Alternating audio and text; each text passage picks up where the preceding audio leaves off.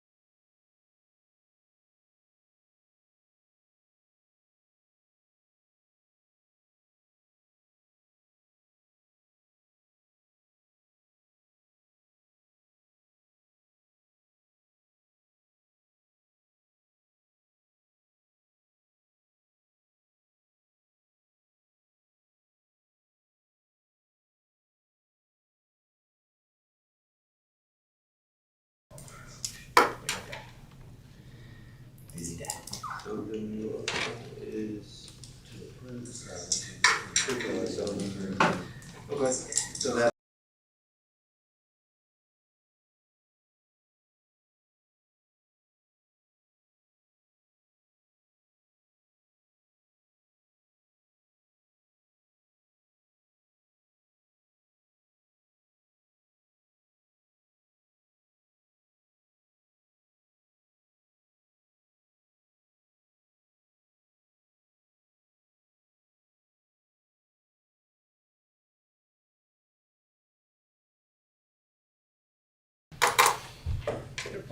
Okay, legal committee, we're coming out of committee, no action was taken. We'll take a few minutes and we're gonna go right into our audit and finance committee.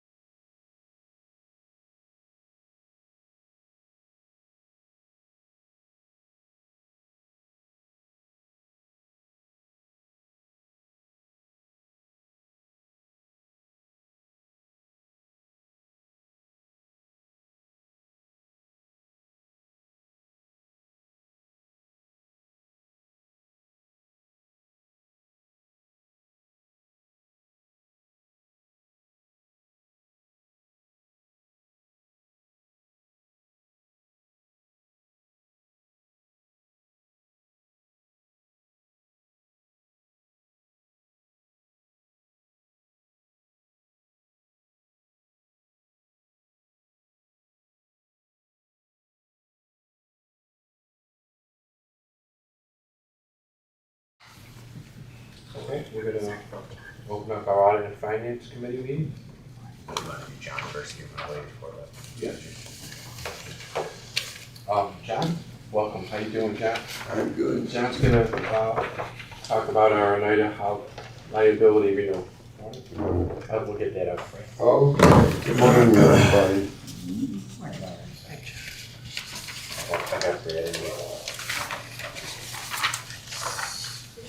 Okay. We have two hubs, Utica and Rome, and we have separate first dollar liability coverage in accordance with our lease agreements. Pretty straightforward. Last year's costs were $60,501, and this year it's $65,598. We were able to secure it, but not in time for the prior board meeting, so we're here to advise you as such and to the effective date, which was February 1st.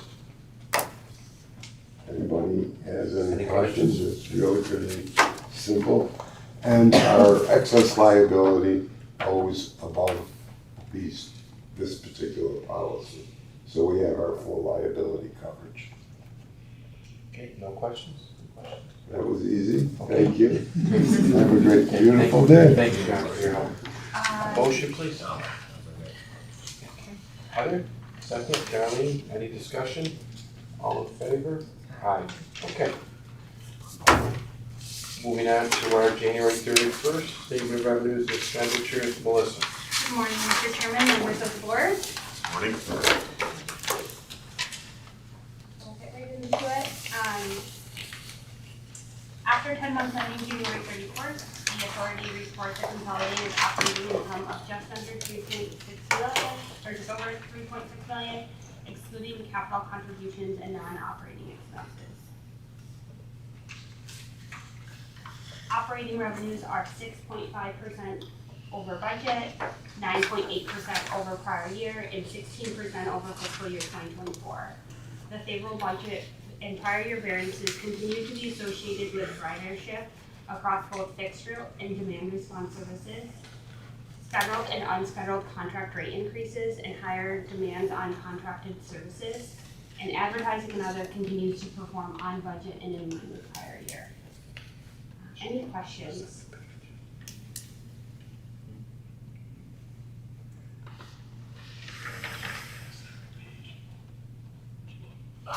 As of January 31st, operating expenses total $76.4 million.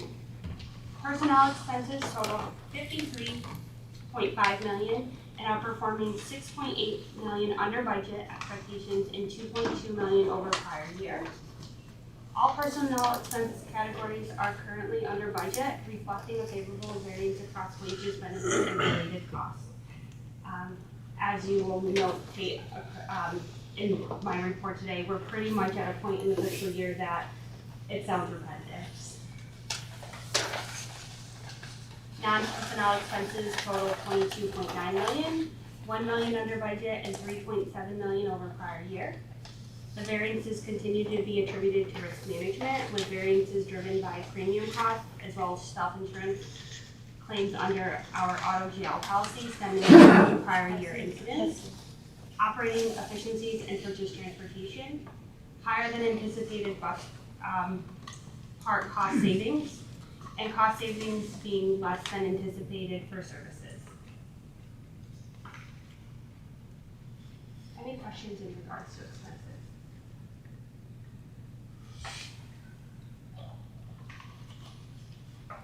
So overall, personnel expenses are 11.3 under budget, 4.6 over prior year.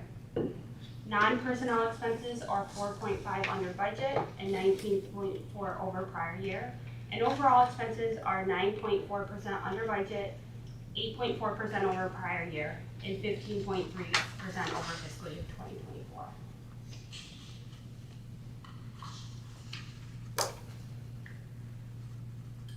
Non-operating revenues are performing 5.4% under budget, 1.8% over prior year, and 10% over fiscal year 2024.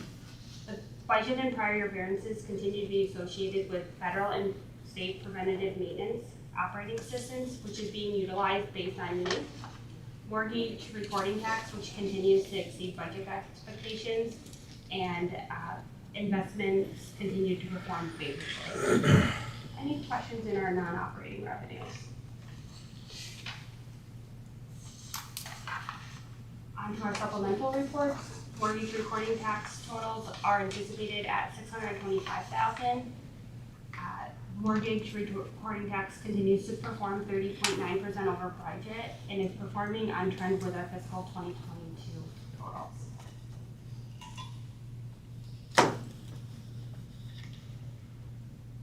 In regards to our investment report, as of January 31st, unrestricted operating cash totals $6.7 million. Uninvested board designated funds are $1.2 million, with total uninvested cash being $7.9 million. Our treasury investments as of January 31st include $15.2 million in operating funds and $17.8 million in board designated funds. All investments are now yielding about 3.5%. 3 what? 3.5. Yep. Any Any questions?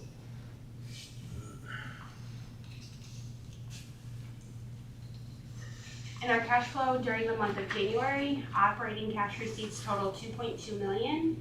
Cash utilized for daily operations totaled 7 million. Capital purchases totaled 1.5 million. And capital cash receipts totaled 2 million, which reduced our accounts receivable balances. Any questions in regards to this report? All right, and that would conclude the report. Okay, any questions from Melissa? May I have a motion?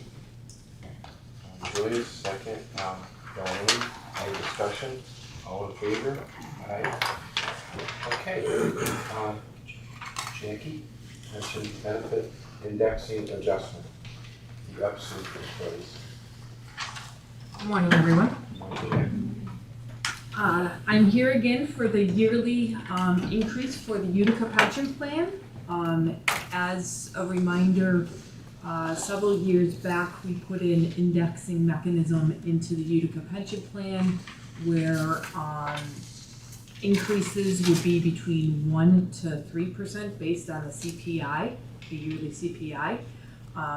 We could go no lower than 1% and no higher than 3%.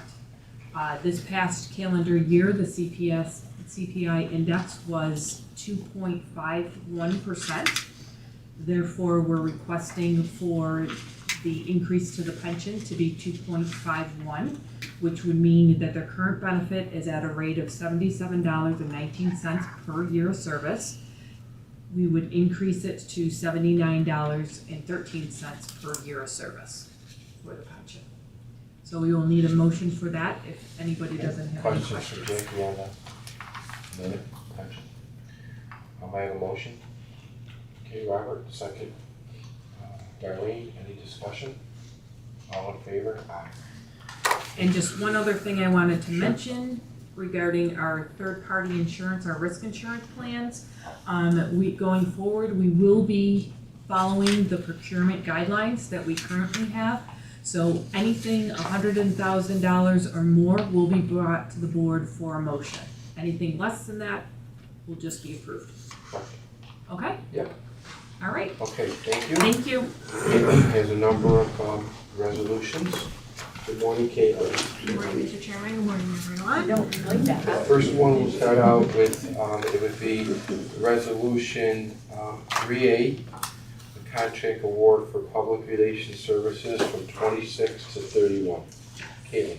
This contract will be paid for with operating funds. The request for proposal was publicly let on October 30th. 148 vendors were invited, 100 of which were minority women-owned business enterprises, and 66 proposal packages were downloaded. On November 21st, we received 2 proposals, and the evaluation committee determined that Moxie Strategies offered the most advantageous proposal. There is a full 30% goal for MWBE utilization on this contract. Therefore, it's my recommendation that the board award the public relations contract fees. Questions for Caitlin?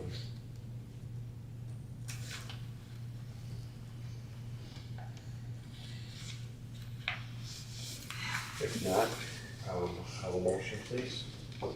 Neil, second. Heather, any discussion? All in favor? Okay, we're gonna go now into Resolution 3B, which is authorized contract award for real-time signage. Caitlin.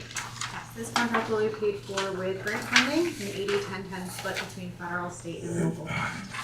This request for proposal was publicly let on July 2nd of last year. 26 vendors were invited, 56 proposal packages were downloaded, and on August 6th, we received 2 proposals. This evaluation committee determined that Papercast North America offered the most advantageous proposal. They offered a price for this project of $415,138.01. So it's my recommendation that the board award the real-time signage contract to Papercast North America. Does anybody want any more clarification, maybe just on the signage? that part of it, the technical, can you speak to that? Yeah, so the project consists of two phases. The first phase is at the Syracuse Transit Hub. There will be three display signs that have real-time information on them. The second phase is e-paper signage that will go at 50 of our bus stops along the Syracuse area. Go ahead, Heather. So how is the electricity going to run?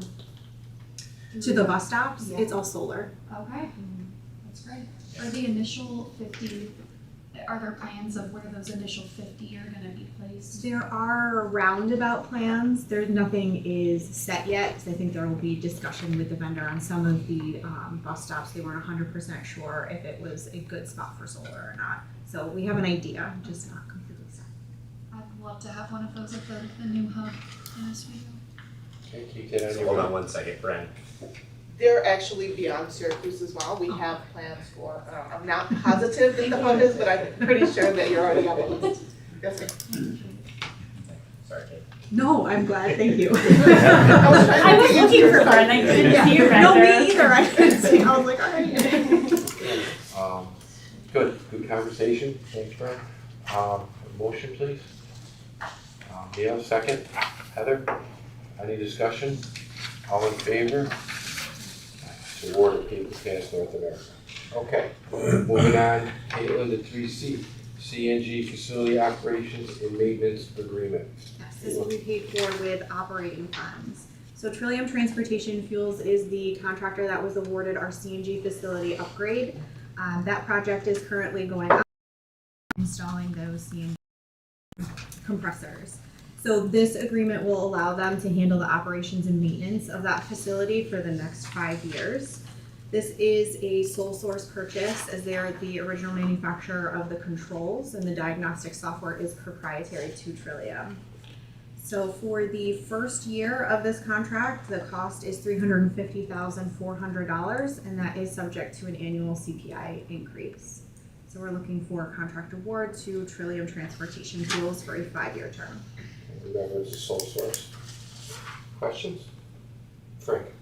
I believe that approval of this resolution may conflict with the current bargaining agreement.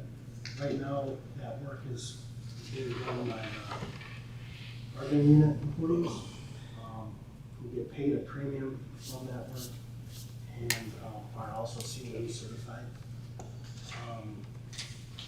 Normally what we do is we don't do any warranty. This is going to go out to five years, which I believe is 3 years over the length of the warranty. We currently are working on an MOU, but that isn't, we have no agreement yet, so I feel like this would be jumping the gun a little bit. Okay. Chris? And Jeff, correct me if I'm wrong on the maintenance agreement on this. Once these compressors go live, which we're looking at going live March. Yeah, or middle March. That would then initiate the start of the warranty period and also the required maintenance on those machines. As Frank alluded, there is a current conversation going on negotiating an MOU, which will satisfy this contractual discrepancy. They've been working on this now for a number of months. But in order to maintain the equipment and make sure that we do not have a failure, which would then limit us to fuel 132 buses here at Syracuse. Chris, I do have some input as well on this. Them doing the maintenance also addresses the cybersecurity concerns that we had.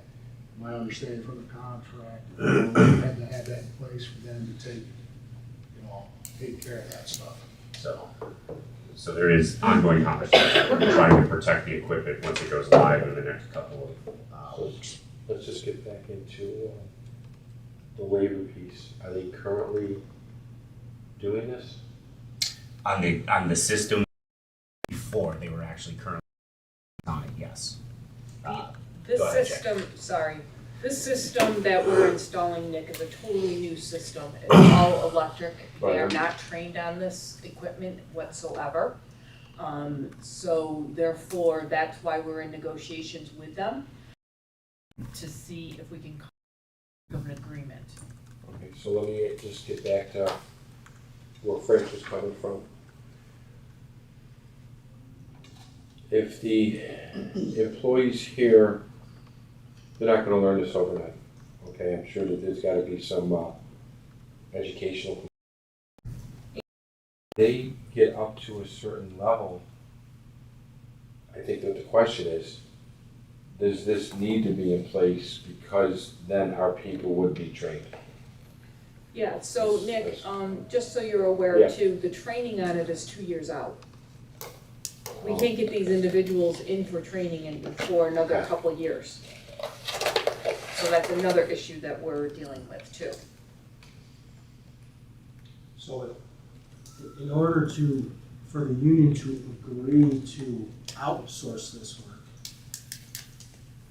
I mean, we may be okay with that for a time period. The training is 2 months out, also the warranty is 2 years, 2 years. 2 years, yeah. Yeah. But I feel like approving this before we have an agreement to outsource it, it's kind of going backwards. Okay, so let's go back then on this.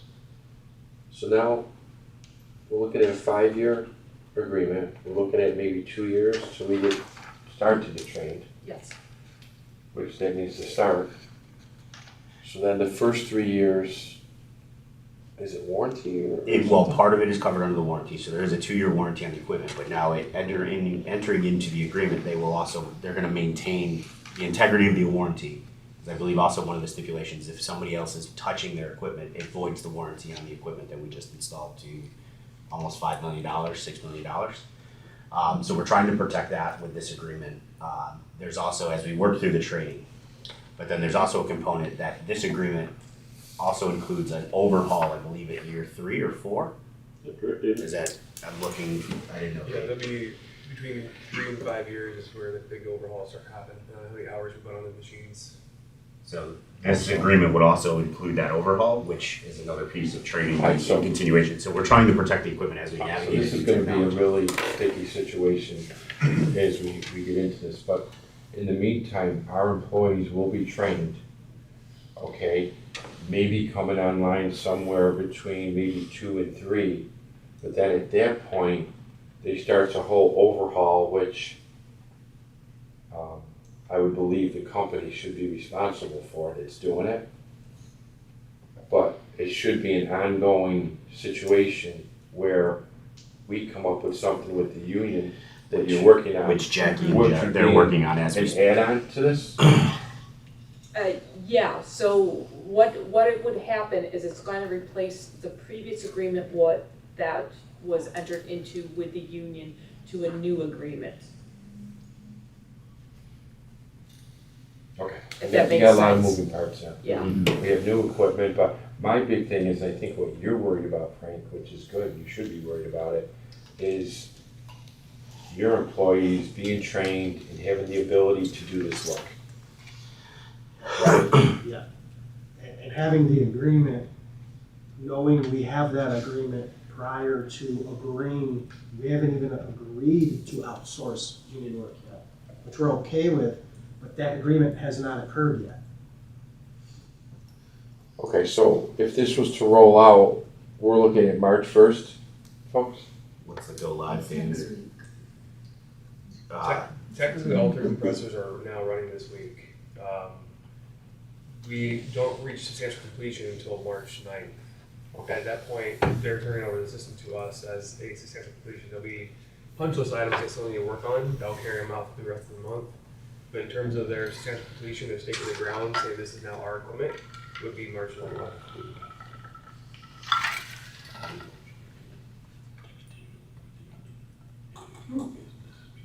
I have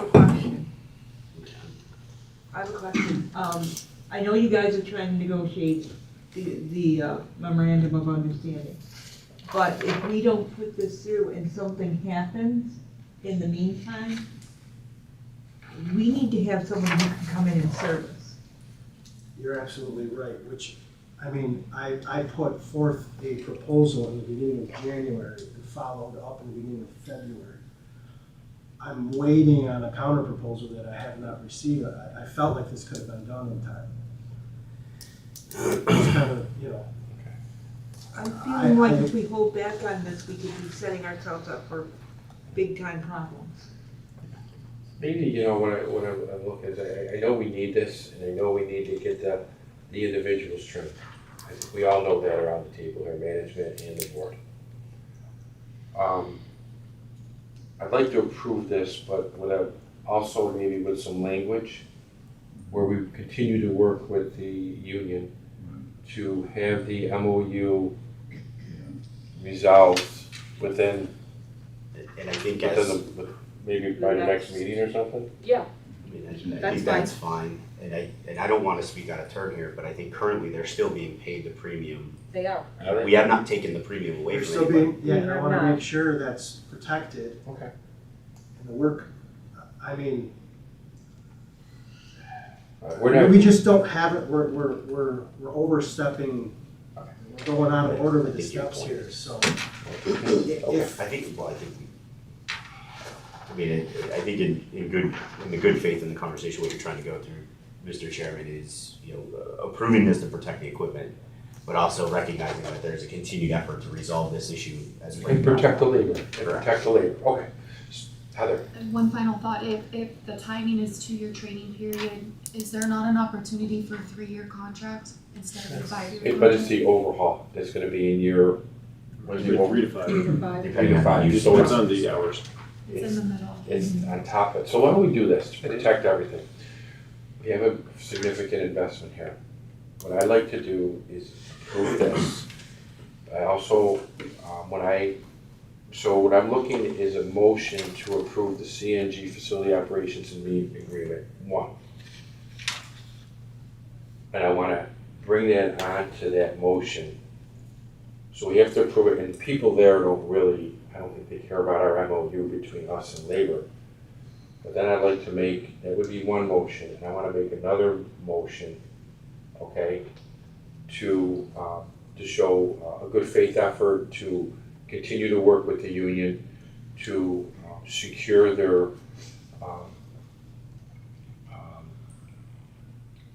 work relationship regarding this, and to maybe, if it's possible, to have that done by our next board meeting. We're covering ourselves there, Frank. I think we're taking care of the vendor, and we're also taking care of labor. I don't think anybody here wants to hurt labor at all, or take away union work. Okay, I don't, I sure don't. We're in a public meeting, we're talking about this, so. Yeah, and I'm sorry, just to kind of follow up on Heather's question, though, does the 5-year term of the contract pose a problem for this? Well, Because because we're locked in. It's the overhaul part that takes place in year 3 to 5, where they go in and fix whatever it does. If they didn't have that, I would say, let's go with like a 3-year, 2.5-year contract. But because of the overhaul, it brings a whole other piece into this. Yeah. If you don't mind me adding one more piece Go ahead, to it Dave. too. Part of this service agreement is also the parts associated too. So this isn't just labor, this is also all the parts associated to it.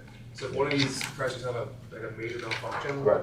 or a catastrophic malfunction, under this service agreement, we would be covered for all the parts and labor to reinstall. Yeah. Now with the detrimental aspect, if we don't have compressors running, that we won't have operations for fuel and buses, a lot of these parts will actually be stocked here on site as well. So day one, we're gonna be having new computers ordered for the electronics, parts from compressors are gonna be most likely to fail. Everything that might potentially be a risk for us will already be on site for the rebuild of these compressors. Okay, we got it. Okay, so this is what we're gonna do. We're gonna have 2 motions. We're gonna have two motions here. We're gonna have a motion here to approve 3C, transportation fuels, or CNG operations for a 5-year term. I'm gonna put that motion on the table for approval. Tina, second. Luella, any discussion? All in favor, aye. Now, I'm gonna create another motion, and I'm gonna call that 3CC motion, okay? That motion is gonna be to continue in good faith effort to work with the union to resolve an MOU regarding the training of our employees on this equipment, even though we know that might not happen until year 2 or 3, okay? To make sure that they, and their, what are their, is it their stipend, or what are we calling that? Premium. Premium, okay. Their premium, we could all help out here, guys. Their premium would be secured. Okay, all right, and then, you okay? Okay. Tina? Second? Heather? Any discussion? All in favor? Aye. Okay, and remember, Council, 3 double super. All right. Moving on here, Caitlin has the Cortland facility fare box replacement, This will be 3D. This will be for with grant funding. It's a mixture of federal and state funds. So GenFair is the manufacturer of our current fare collection system in 4 of our counties. We're looking to add Portland into the mix to purchase fare boxes for the buses and a vault for the facility. This is also sole source procurement to keep consistency within our operations. So the total cost for this purchase is $425,517.10, and we're looking for award to GenFair. Any questions? Motion? Okay, Julia, second. Tina? Any discussion? All in favor? Aye. Okay. Caitlin, thank you, good job. Caitlin, you'll work with Jackie on some of the language of that motion that I put together. Okay. All right. All right, Chris. Chris is gonna talk to us about the cooling tower replacement, and that's resolution 3E. Thank you, Mr. Chairman. Good morning, everyone. Our current cooling tower here in our Syracuse facility has reached the end of its useful life and needs to be replaced. This contract would cover the removal and disposal of this current cooling tower and the purchase and installation of a new cooling tower. The contract will be paid for with 100% New York State dedicated grant funding. The invitation for bid was publicly let on December 1st. 130 vendors were invited, 42 of which were sent to New York State minority and women-owned business enterprises. In total, 37 bid packages were downloaded.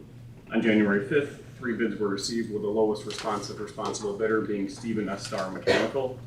Therefore, it is our recommendation that the board award the contract for the cooling tower replacement to Stephen S. Starr Mechanical. This would be in the amount of $129,500. And there's also a full waiver for MWBE participation that was approved by New York State Empire Development on this contract. That's kind of interesting, you know, when you look at the numbers there, with the discrepancy, maybe who needs to work, who doesn't need to work, but it's a good bidding process there. Anybody have any questions? We have a motion? Neil, second. Darlene, to award to Stephen S. Starr Mechanical Corp. $129,500, placement of cooling tower. All in favor? Aye. Okay. Bus shelter and parking lot janitorial services, Chris, that's resolution 3F. Yes, this contract will be paid for with operating funds. The invitation for bid was publicly let on November 24th. 107 vendors were invited, 31 of which were certified MWBE firms. In total, 35 bid packages were downloaded.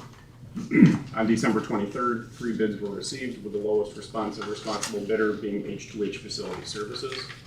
There is a full 30% MWBE goal on this contract. Therefore, it is our recommendation that the board award the contract to H2H Facility Services. This would be for a full 5-year term commencing April 1st. Questions? Okay, we're to award a 5-year to H2H. Once again, so the difference there in the bidding. We have a motion, Julius, second. Darlene, any discussion? All in favor? Aye. Thank you. And Jason. Jason's gonna come up, resolution 3Z for heating, ventilation, air conditioned services for 2631. Thank you, Mr. Chairman. Good morning, everybody. This contract will pay for the operating funds. The invitation to bid was publicly let on December 2nd. 87 vendors were invited, 21 of which were New York State certified minority and women business enterprises, and in total 25 bid packages were done. On December 30th, 6 bids were received, with the lowest responsible bidder being Elemental Commercial Services. There is a full 30% goal on this contract.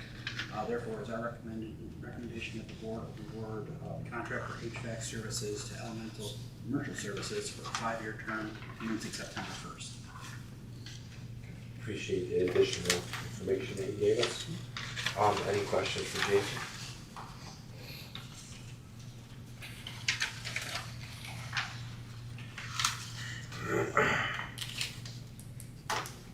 May I have a motion? Neil, second. Heather, any discussion? All in favor? Aye. Melissa? Okay, we'll take about a few minutes, and thank you.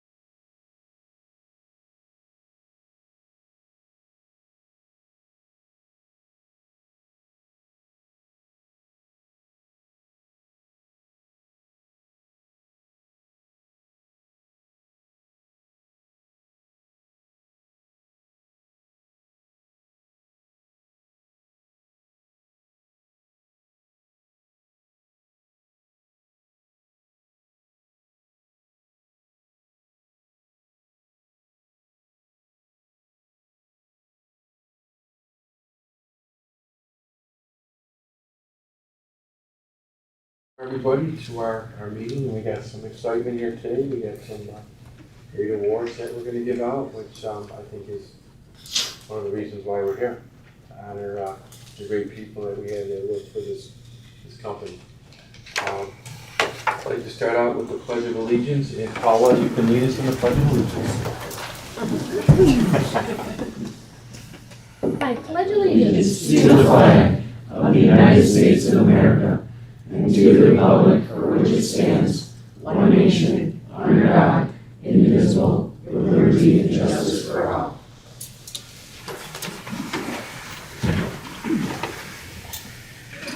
The quorum is present. The next meeting date is going to be March 31st. Remember, we made that change. Okay. And that audit and finance will be at 1, board meeting will be at 1:30 p.m., not a.m. Okay, it's p.m. And I need a motion to approve the regular minutes of January 23rd. Julius, second by Tina. Any discussion? All in favor? Aye. Motion to approve the special meeting minutes of February 3rd. May I have a motion? Tina, second. Darlene, any discussion? All in favor? Aye. Motion to approve special meeting minutes of February 13th. Heather, second. Darlene, any discussion? All in favor? Aye. Okay, I'm going to move it over to our Chief Officer's report. Thank you, Mr. Chairman. Good morning, members of the board, present staff. It's been a busy month. I know it doesn't, I tried to lump it in without hitting you with everything on the reports, as we talk a lot about budget season right now. I'm sure it's a hot topic on all fronts for you guys. The legislative meetings have been continuing. We've met with, I think, everybody in our delegation that represents or touches the CYRTA 5 counties. There's one actually this afternoon with Lamendis, and earlier this week I was down in Albany for Transit Awareness Day with NIPTA, continuing our ask and talking about the 15% still increase, the importance of that, trying to find a dedicated revenue source. So there have been articles and interviews being done on that. I don't know if people have seen those, but a lot of attention, a lot of discussion happening. We're still hopeful to see these hit the One House bills that'll probably come out in the next week, 10 days. And then hopefully through negotiations in March, they come out in the final budget come April. But all in all, it was a good group of meetings. The chairman's joined me for a couple of them. Some staff have been with me as well to just have the discussions. They understand our ask, they understand the importance of the funding, so we're hopeful to continue to see that happening. Also, earlier this week, I was joining with the NIPTA Executive Committee. We had our board meeting. We met on Monday to just talk about certainly the Transit Awareness Day ask, but then also as we continue planning for the conference, which will be held here in Syracuse in October. We are planning the state rodeo. So we will have the return of the state rodeo in October. It will not be the Central Rodeo, although Syracuse is the host of the conference, but it will be the state rodeo here in Syracuse. So we are working on that. Details to follow. It will be prior to the conference start. It will be that weekend leading into the start of the conference. But a lot of activity and conversations happening on that to hopefully make the conference here in Syracuse fun and exciting and bringing some new stuff or things that were here for a while that have not been returned or are now being returned.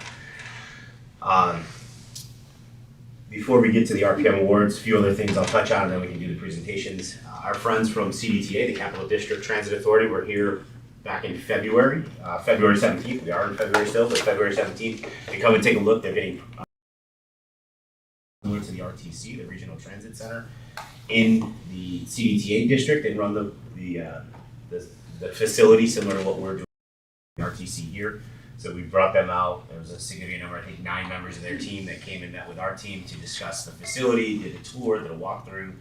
And then we concluded back here at the main office to do a tour of this facility and then just engage in discussion. But it was a great conversation, it was a great visit, and certainly we appreciate the partnership as how we can continue to connect as transit authorities to continue to strengthen public transit in New York State. Some other exciting news, and I hope, Brett, I'm not going to steal your thunder from your report, but the American Public Transportation Association, APTA, had their marketing communications and customer experience conference earlier this week. Steve Brennan and Casey Brown attended that conference. During that conference, we were awarded first place award for the APTA Best Electronic Media for Workforce Development. And I don't know if you guys remember, we did a Let's Go campaign, part of the image campaigns, beginning of last year. So we were awarded the first round prize in that category, which will continue on to a final round of judging for 15 grand prizes that will be awarded at the Transform Conference and Expo in Chicago in October. So we're excited to see that and the hard work of our marketing team. So yes, Tina, congratulations.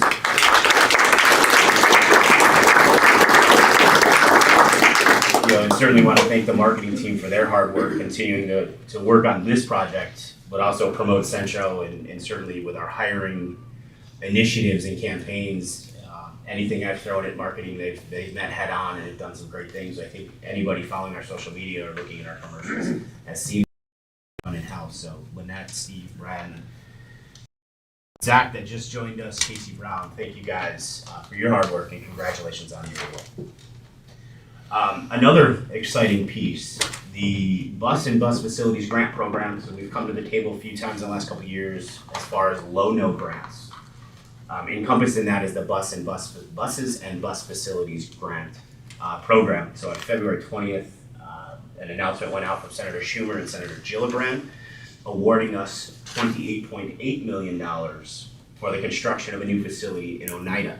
So this is the remaining funding that we needed to secure to construct a new facility in Oneida, which I know the chairman has routinely talked about as his 4 initiatives and what he planned when he came to the board when we took over Oneida County. Over 20 years, but we're getting there. We got there. I appreciate all the efforts here from everybody. Yes. Chairman, is that gonna alleviate the flooding thing?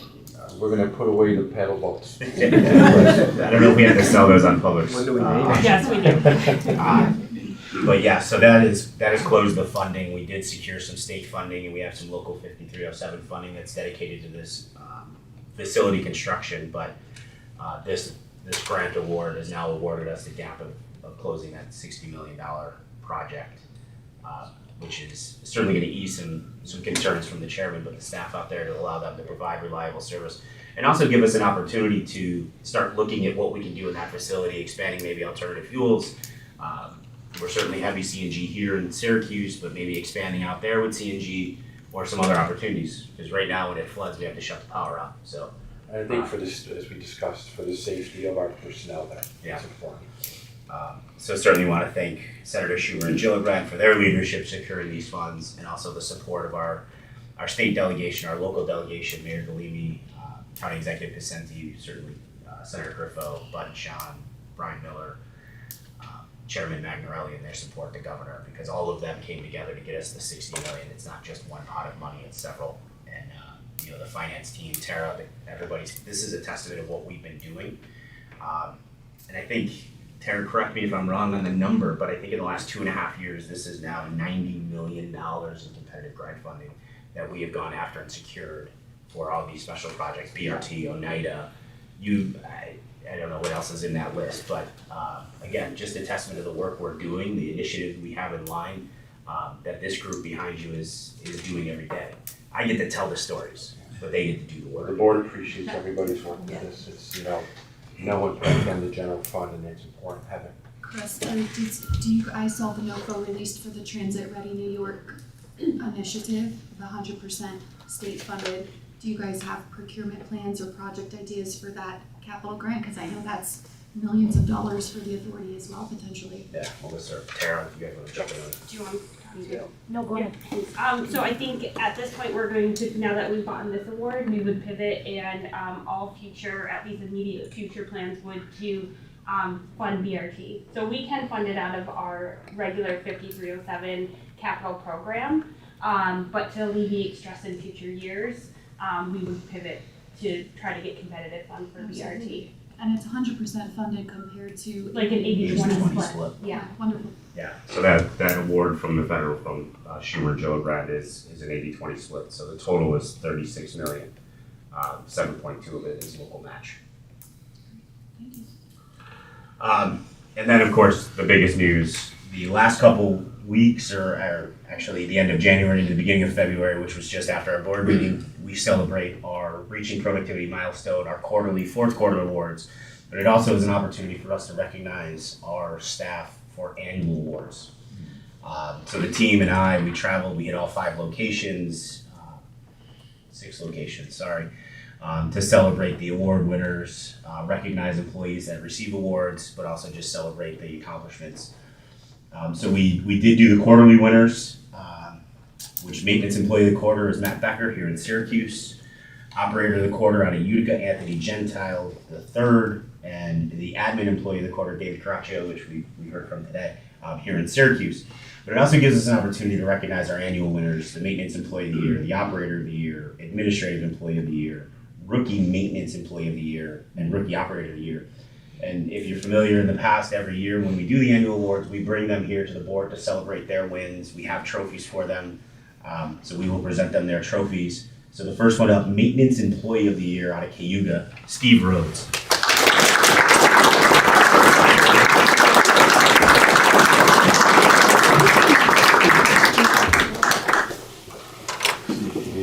Thank you. Thank you, Chris. Yeah, very good, good job.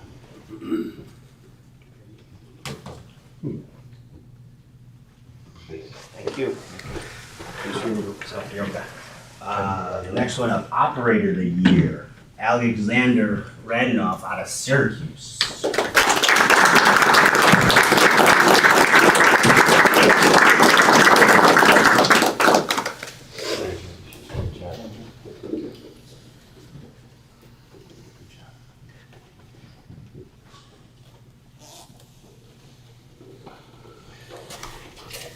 Admin employee of the year, Jim Anderson, Syracuse.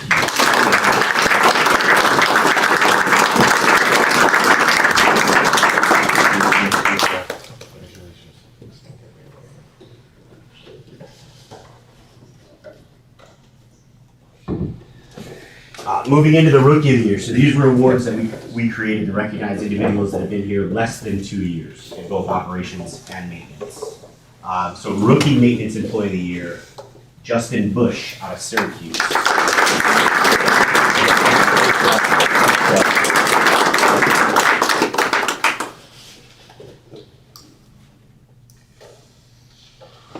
And rookie operator of the year coming out of Oswego, Kevin Engel.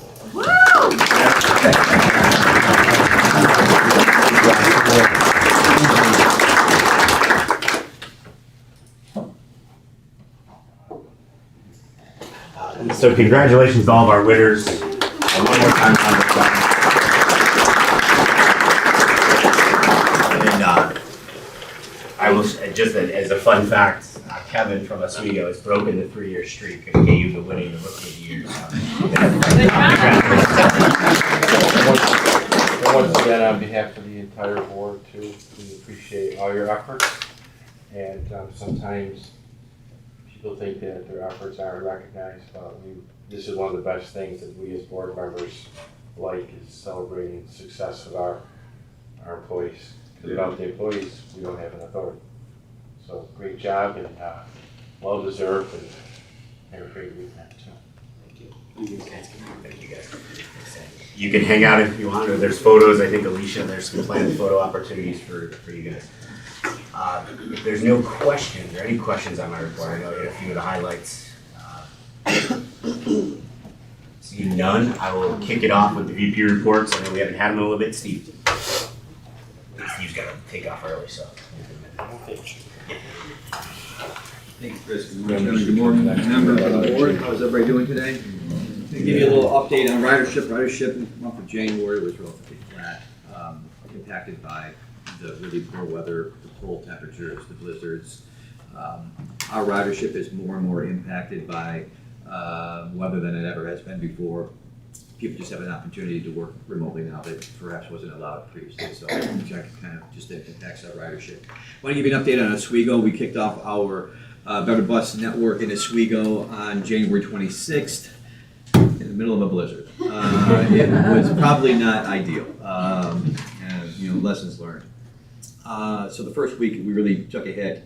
The past 3 weeks, however, ridership has grown, has continued to grow.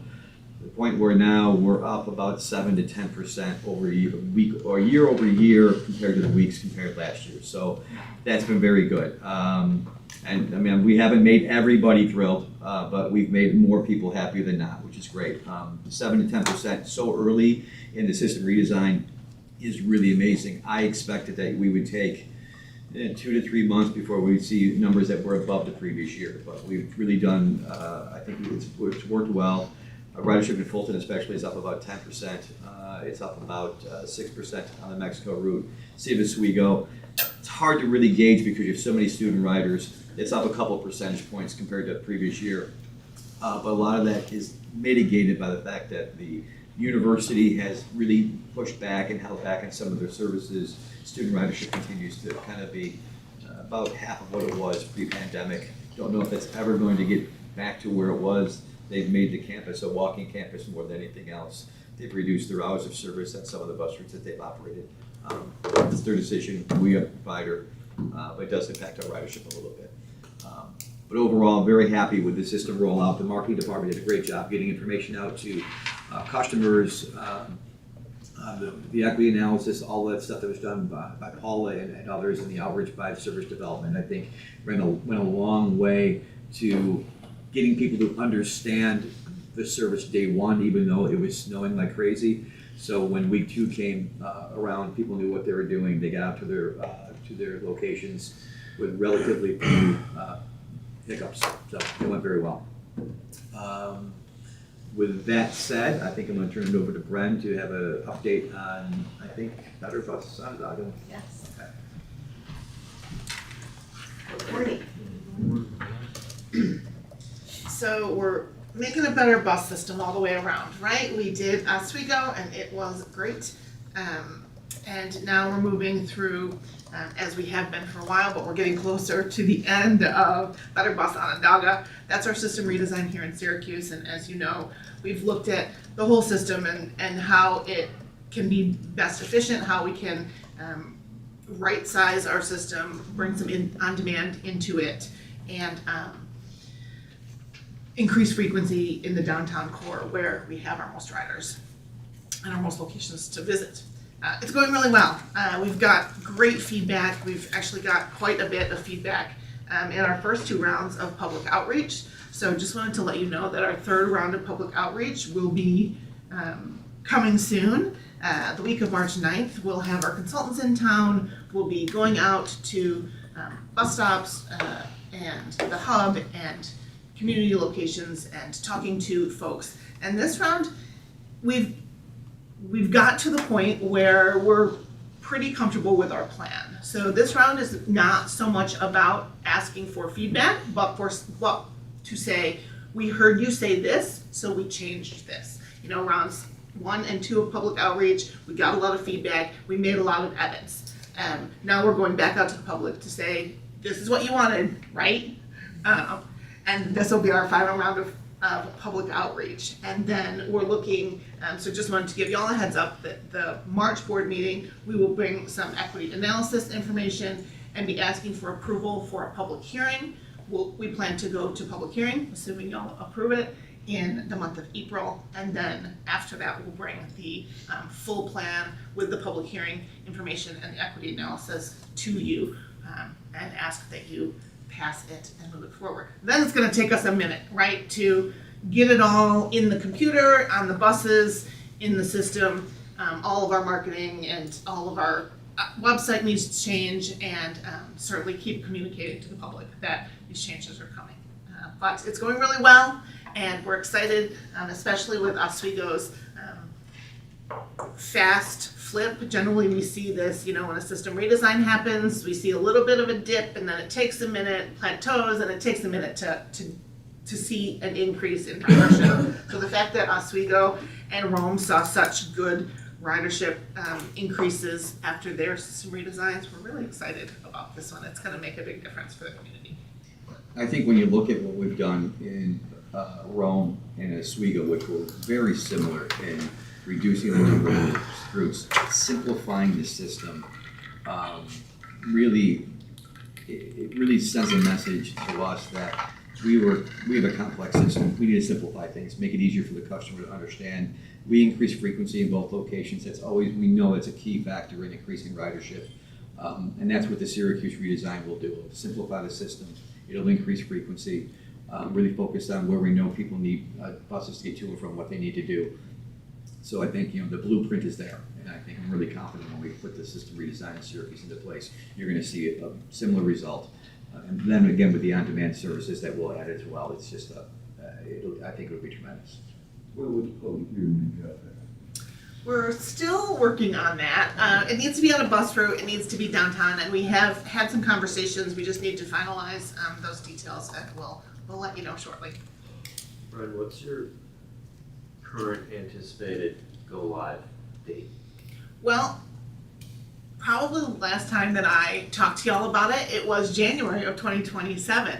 But we learned, right, this last month, that January is a challenge because you never know what it's going to look like out there, right? So we're looking at either a March or a June 2027 rollout. I'm leaning towards June because March could also be snowing. I try to have a positive attitude coming from the south recently. March should be spring, right? But sometimes it's not. So it's going to be probably second quarter of 2027. And those timeframes also coincide with our signups for the operators, so it'll be a cleaner kind of break in division instead of something in the middle of the current signup. And our just, added, I know you saw our message about our software change that we're making in VIA.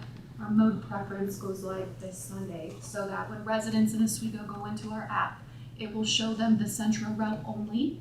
If a Centra route is available, it will not push them to our demand response service. It will not give them that option, so that should help. That's awesome. Push riders of the Centra to the. We have a great partnership with y'all that, there's no reason to double cover, right? We do some, you guys do some, and now the app will show a distinct difference. Don't get on that one, get on this one, right? Right. Thank you. Thanks, Thank Brian. you. Thanks, Robin? Steve.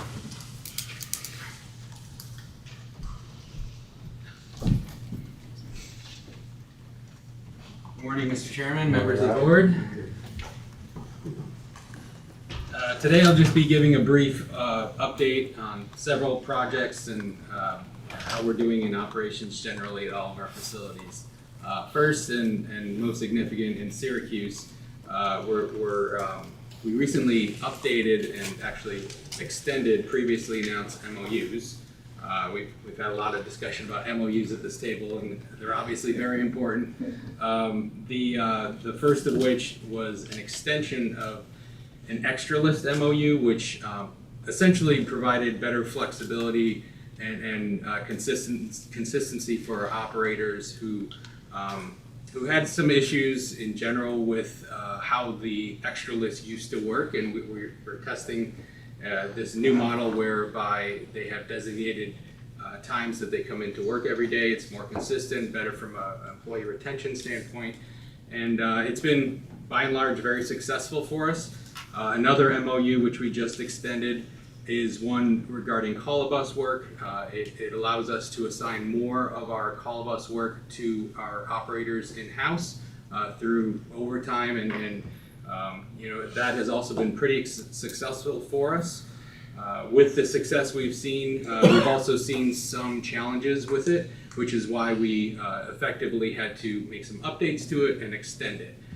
We hope that these new updates work really well, and we can continue to make progress and potentially even roll them into our larger CBA.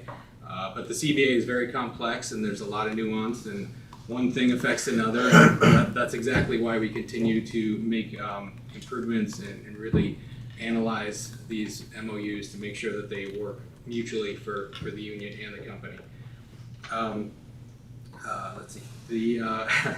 The other things that we're working on in Syracuse extensively, actually, there's obviously been a lot of construction in the area, and we are working through some logistical challenges with that, but also even looking forward to the New York State Fair. We're already starting to meet on some of those issues and logistically how all of this is going to work out, and we're just working through all those challenges. In Oswego, as announced, the redesign actually has gone very well from an operations standpoint. All the retraining with all the operators, and it's rolled out very successfully. By and large, everyone's very happy with the changes. I'm sorry, did you? Oh, no. Yeah. Okay. Okay. All right. Sounds good. In Utica and Rome, the entire operation is obviously happy about the announcement with the facility, and not only are they looking forward to a new facility, but also we're working through a lot of really great projects, and one of which is even looking at possibly updating our whole progressive discipline model. We have a little bit of a working group that we're working on something called Positive Performance Program, which we hope to give more details on at some point in the future. We're going to be working with the union on that.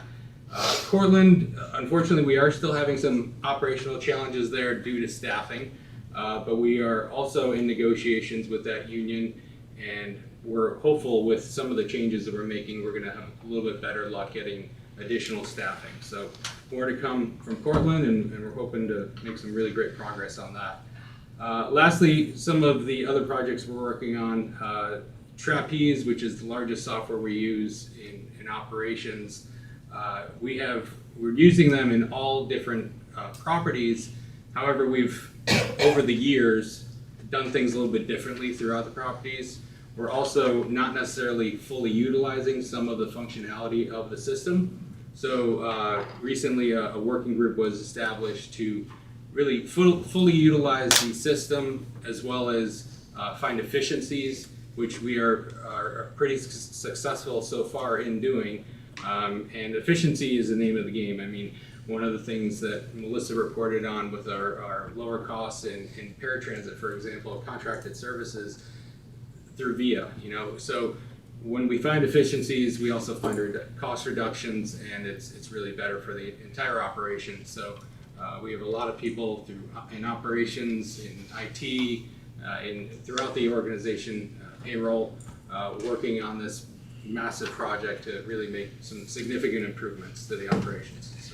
From my people that I talked to about, remember when the bus route was being routed from Midland and it rerouted to go south there to Yep. Is that going to continue like that? Is that your department? So I don't know how long that reroute is, but we can certainly have a discussion on that. Yeah, but some people was asking me about when the bus was going by the class of right and now change back to the Sure. and just coming down my street. Yep, we can definitely look into that. I'll look into it. Yeah. All right. Do you know what the member count was at the last sign up? Member count? Or outside operators count? At the last sign up? 60s. In the 160s? 165, I thought. Yeah. So you were right around. Pretty close. 65? Yep. Yeah. Low to mid 160s, I believe, right now. Thanks, Ron. Yep. Thanks, Ron. Jack?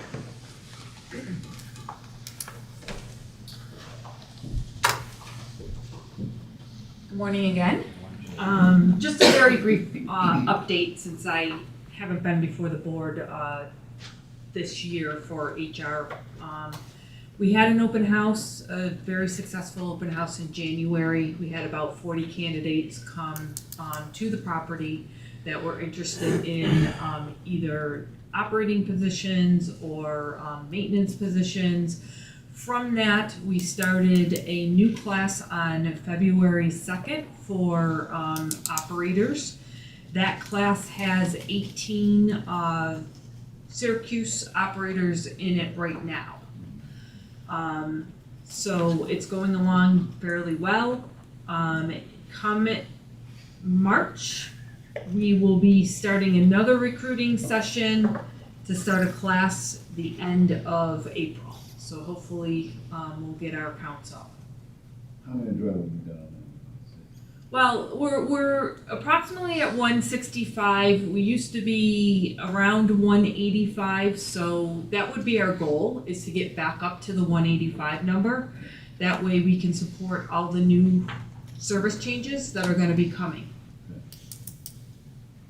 Any other questions? That's it. Thanks, Jack. Thank you. Bruce? Morning, everyone. Some few updates here. Last month, we met with HR, Finance, and our long-term HR platform provider, PDS. We've been with them since the 90s, and we've never conducted a formal system health check. So to ensure we're maximizing our investment, we're bringing PDS in for a comprehensive audit. The goal is to identify workflow bottlenecks, uncover functionality we're currently paying for but not using, and modernize our processes. And as Raman had mentioned, this initiative is similar in the same fashion as what we're doing with Trapeze. In preparation for our Clever equipment upgrade, we're doing some overhauling in the server room. We're removing some antiquated furniture in there and making room for a new server rack and reworking the electrical in there. Some projects in the work over at the RTC. We're in the execution phase, upgrading that scheduling system over there. All the equipment's on site, and we're working with the vendor on system configurations and working with our buildings and grounds people to get the required cabling run. My favorite subject, the administrative wireless, as I mentioned before, the bane of my existence. We have new equipment on order to upgrade the admin side wireless. Once the new equipment's in place, it should provide us with better security, performance, and visibility. Physical infrastructure, we've been working with vendors on quotes to run fiber from the server room out to all our physical switches. Using fiber addresses, distance issues, interference, security, and bandwidth issues. And it plays into a larger project of cleaning up all the physical infrastructure. First area we'll be tackling is in service development. We'll be running fiber, installing a lockable switch cabinet with a new switch, and rerouting all the cabling over there. And my last piece here on the security side, network security, I had mentioned previously about our network segmentation project. That solution's fully operational and has been enforcing policies around two established boundaries, one around our HR system and the other around our Active Directory environment. And we'll continue to build out different boundaries as we identify the needs. And with that, that's all I have, unless anybody has any questions. Pretty busy there. Very busy. Thanks, Bruce. John? Morning, Mr. Chairman, morning, members of the board. David took a little bit of my report, but that's okay. I'll expand a little more. As you know, the ADC mentioned 3 skids are all up and running, which is fantastic news. For those that don't know how the fueling works in the station, we've got 2 lanes that fuel the buses, and you get 2 fuelers there. Drilling has come out and taken out one of these dispensers, and now we're running off of one. So we had to rethink how we do things. So they've got both fuelers working on one bus at a time. We're able to get 15 to 20 of those buses in an hour, in and out. So we're able to fuel everything, which is fantastic news. So as for the weekend of March 7th, they'll be taking out the second dispenser and putting in the priority panel. So we'll be running off of the backup skid at that time. So it'll be challenging, but over the weekend we don't have as many buses on the road, which is great. So we should be able to fuel everything, and everything should be done and finalized like March 9th is what David said. So we should be good there. New call buses. We got 9 of them. They're already out through production. They're pretty much complete. They're getting the final touches. We had staff go out there and look at them. Everything looks great. We'll make one more trip out to Coach and Equipment to look them over, and you should see them in the middle of March. Are they platform tie down? They're going to be the same one as, they're going to have the what is it, Quantum, not Quantum, the Q-Strength 1. Yeah. Yes. Yeah, they'll have those in there. It's in the floor. Have you figured out why, with all the, in the winter, those platforms malfunction, don't work? I have not heard about this. You've not heard about this? No, this is the first I'm hearing. See, you need to talk to a couple customers. They freeze. We have issues like that with us too. The last time I was on the bus with that special platform, Right. they couldn't use it because it was non-operational. They thought maybe salt or something had gotten underneath. I'll look into this. I could talk to Q-String and find out if they know any issues about these and see what the procedure is to clean them Because up. I went in, I pulled up, I got out, and they're like, no, you gotta go up there because that's not working. Right. And the drivers are telling me it's happening More relatively often? frequently. Okay. This is the first I'm hearing of it. Yeah, who's responsible for that? See, The central or the? come with Tina. Yeah, we'll get the operations guys to canvass Yeah, the we'll look at operators it. and figure out what's going on. Yep. Exactly. I'm trying to think who told me. I know Larry. Okay. All right, we'll look into it. Any other questions? I'm just happy with those platforms. There's so much We are more to too. do. I'd like to bounce about some bucks. Thank you, Jeff. One other thing, I think I'll let Lynette do it or unless Brian wants to do it. We do have a new individual to our marketing team. So Lynette, if you want to introduce Zach. Brian, sorry. Thank you. Everyone, I am very proud to introduce our newest member. This is Zach Eber. Zach, stand up. Zach is 6'8", and I am not.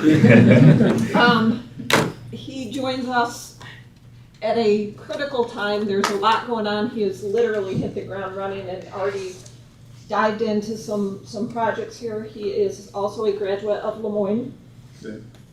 Dolphins Unite, and just has a great attitude. He will be doing events, social media, helping with special events, outreaches at our public hearings, and reaching things on the top shelf in the closet for Lynette. So please say hello to him on the way out here and welcome aboard to the Central family. Welcome, Zach. Thank you. Unless there's any questions, that concludes my report and the VP's report, Mr. Chairman. Did you play ball there? No, hockey. Okay. Hockey. Say hockey. Yeah. It ain't a charter for you. Don't judge a book by its cover, right? All right, good. Okay, Finance Committee. Our Finance Committee always discuss in detail with that. We had a good report from Melissa regarding our statement of revenue and expenditures. Things seem to be fine. Motion made to bring it to the full board to approval. May I have a motion, please? Darlene, second. Tina, any discussion? All in favor? Aye. John Mayloff brought the Atlanta Hub liability renewal. It's up around $5,000 from prior year. Motion made to bring it to the full board of approval. May I have a motion, please? Heather, second. Luella, any discussion? All in favor? Aye.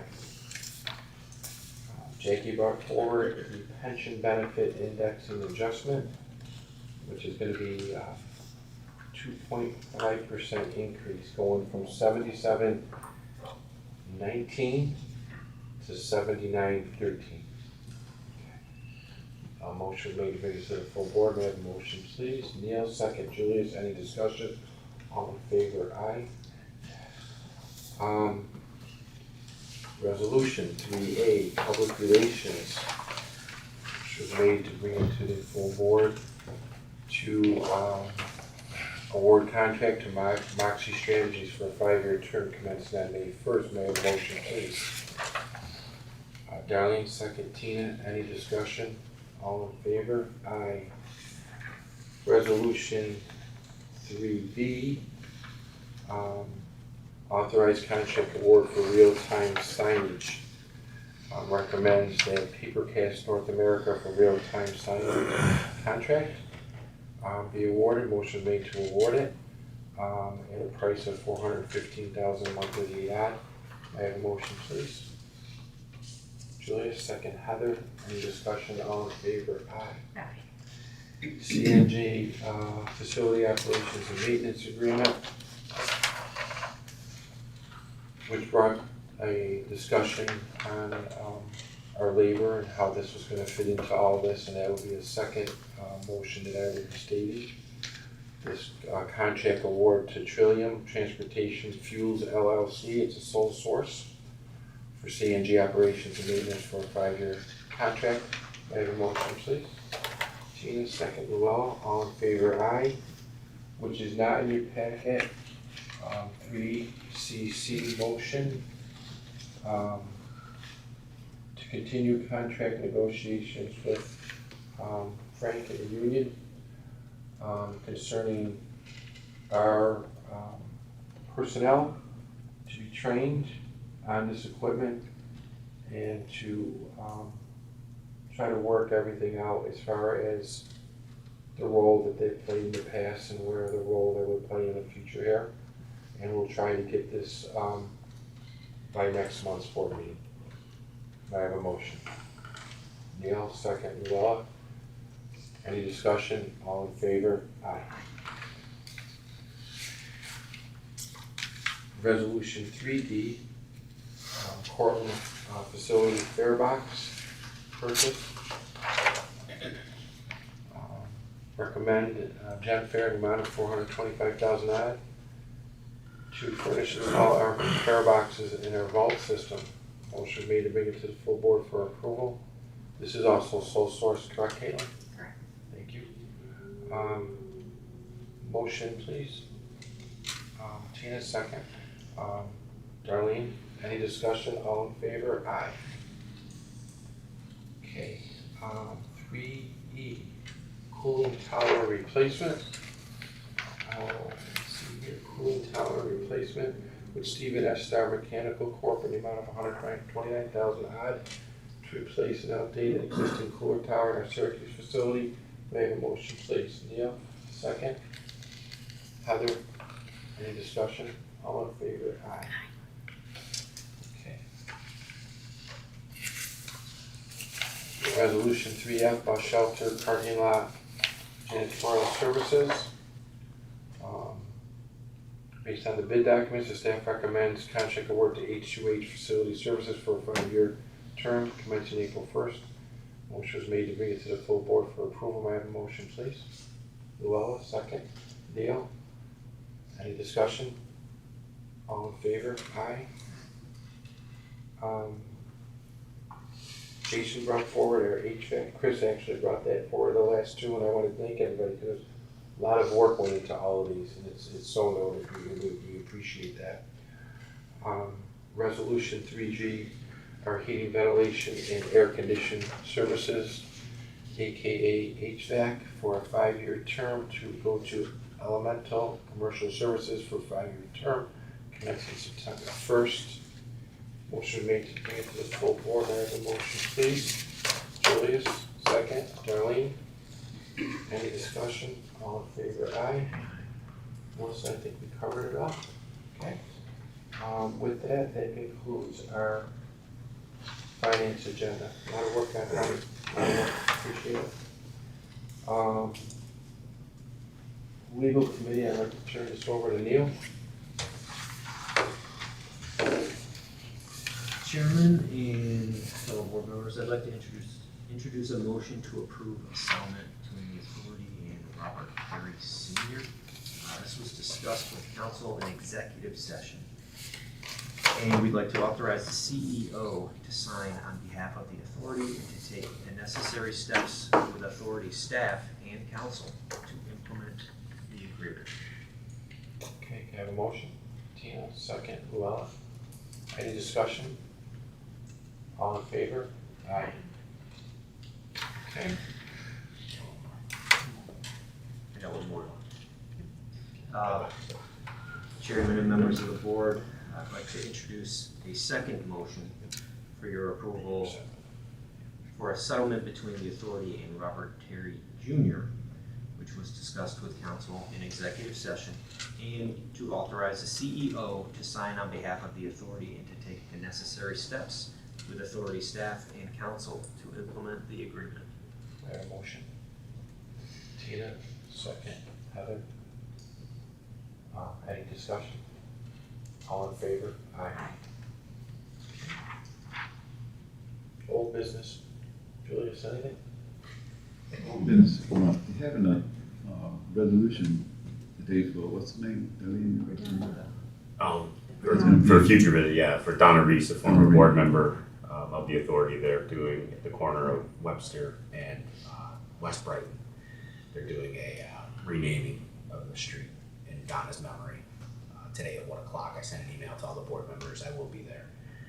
for that meeting to represent Centrum. And if anybody else She is was a joining. she was a force to be reckoned with. She was. Yeah, Jana was no, no in the problem. community and, you know, representing certainly the disabled community here on the board as well. That was a beautiful person, and she's missed. I really enjoyed that. She was a great woman, a great person. And the tribute, I think, is fitting for somebody with her greatness. Anything else? Future business? Oh, Yeah, my TNT program will be meeting on the first Monday of March, which is next week, right? At the Southwest Community Center, we'll be meeting at 6 o'clock. Yeah, we'll be discussing issues and stuff like that, communication stuff, centering other part of the cities. We appreciate your service there. I know you're very active, and it's good. You do a great job. Heather? Oswego County is having our first Transportation Advisory Committee next week. So if anybody would like to attend, we encourage you to come. Brian usually goes, I was saying, Tim usually Bren and goes as Tim well. are there representing the authority. But they are open. Tina, anything, anybody? All right, folks, everybody have a safe and healthy weekend, and we'll see you next month. Appreciate all the work that everybody does here.